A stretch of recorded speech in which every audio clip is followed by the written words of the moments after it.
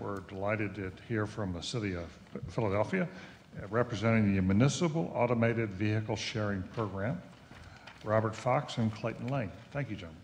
Thank you for being so patient.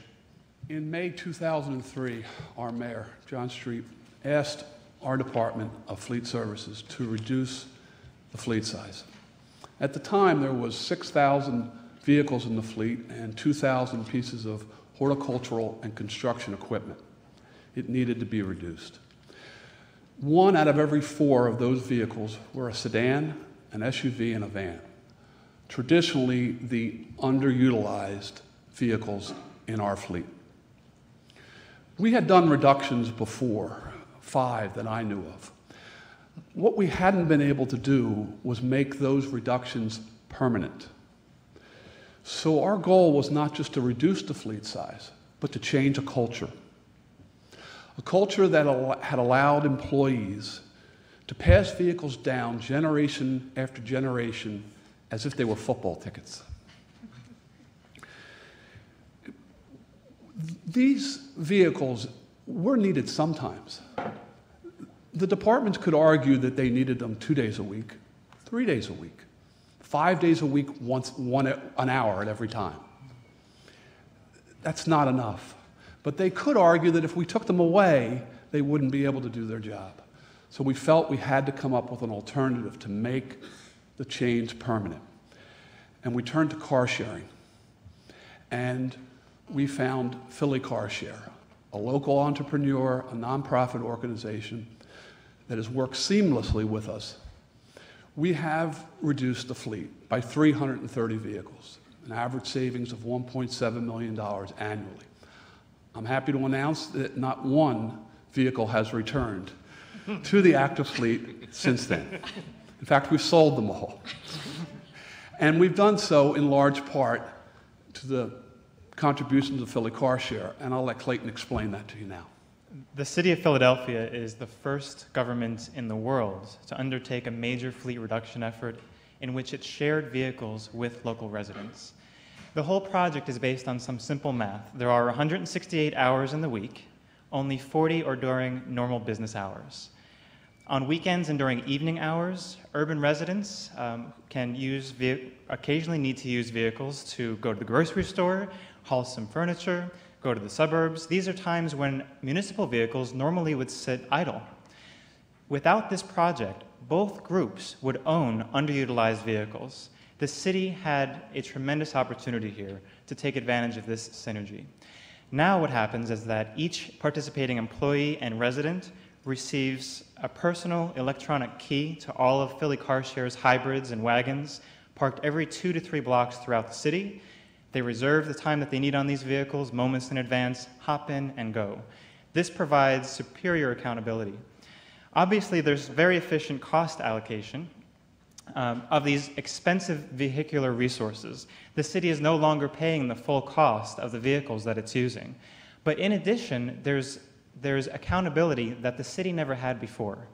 Now, city employees no longer can use vehicles illegitimately to drive home, say, and that has reduced the amount of vehicle miles traveled and demand for cities' vehicles dramatically.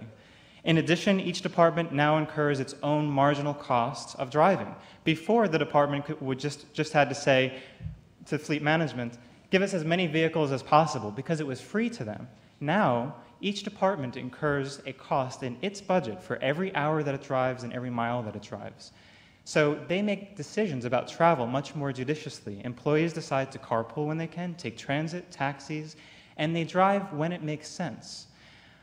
This has reduced, again, their demand for driving and cars. Residents in the program, meanwhile, also have experienced similar results. They have taken the opportunity to reduce their car ownership by 1,500 vehicles through this project.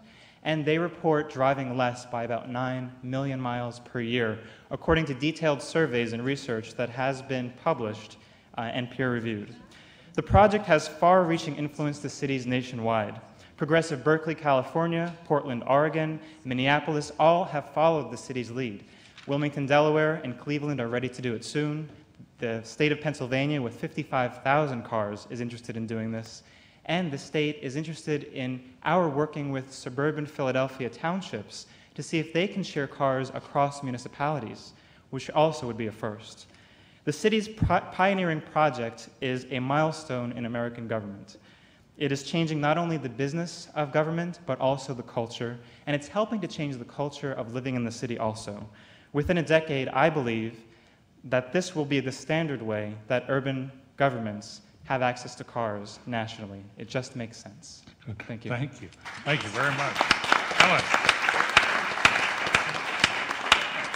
Ellen Shaw. Is the reduction by residents a function of Philly car share or a function of this shift in the city of Philadelphia's practice? It's a function of Philly car share, but we are able to provide the service because the city is using the cars during periods when residents are not. If we didn't have the city doing that, we wouldn't be able to provide the availability that we need to residents to use the cars during other times. Yeah, Lee. Do the other cities that are considering this have car share programs like yours? Or if you're going to replicate this, you have to first start a car share program and then convince the city to enter into this partnership? Both. There are other car share programs. One, for instance, is called Zipcar, that's nationally affiliated with most cities. Which are in a lot of cities? Yes. Yeah. Yes. The cities that have implemented this successfully have done so both with other local nonprofits and in some cases with new startups. In the case of Minneapolis, we actually helped an organization there get started and helped teach the government how to replicate what the city had done. The same thing is happening in Cleveland as well, and hopefully in Wilmington. We did Mr. an Lane. RFP. But Ron Kerr. Go ahead. I was just, and you may have answered, and I was curious. I love the fact that you're not only moving from city-owned to the share, but that you're using hybrid and natural. But how are the employees getting to work in terms of the benefits you gain from this hybrid?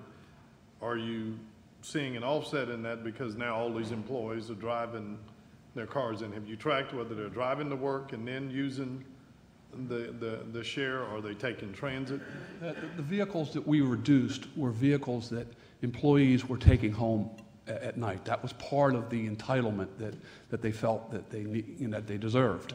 Once we removed those vehicles from the fleet, they had to find other ways to get to work, and I'm telling you, they didn't drive because we were paying parking and we were paying fuel.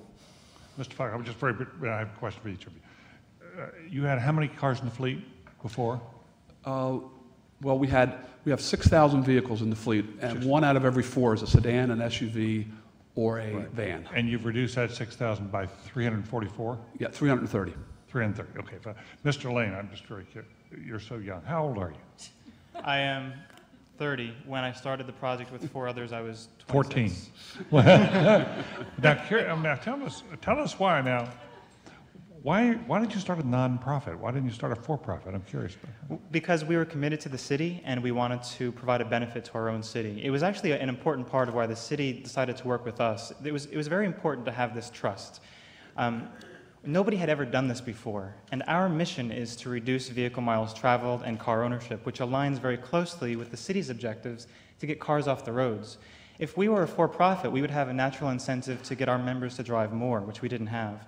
Also, we're committed to the city, which means our vision is to make car sharing more convenient than car ownership in every neighborhood of our city, including low-income neighborhoods where people spend an average of 42% of their income on owning cars. The city's commitment and partnership with Philly Car Share is helping us serve the whole city. So you're essentially a social entrepreneur. I'm sorry, what did you? You're a social entrepreneur. That's correct, yes. Yeah. Did you go to the city, or did the city come to you? We put out an RFP, a request for proposal, and we let the firms reply to us. We heard from Philly Car Share, we heard from Zipcar, and we also heard from Enterprise. And all 3 of them could have done the job, but none as well as Philly Car Share. Is Zip for-profit or not for-profit? Zip is for-profit, and of course Enterprise is for-profit. Right, sure. Okay, Bill Klinger. Yeah, just how convenient are the cars? In other words, how far do people have to walk or go? Yeah, great question. Yeah, that was very important to us because once there's a weakness in our plan, the employees will complain. And we've worked with Philly Car Share to strategically locate these vehicles in garages throughout Center City and the immediate outlying areas so that no one had more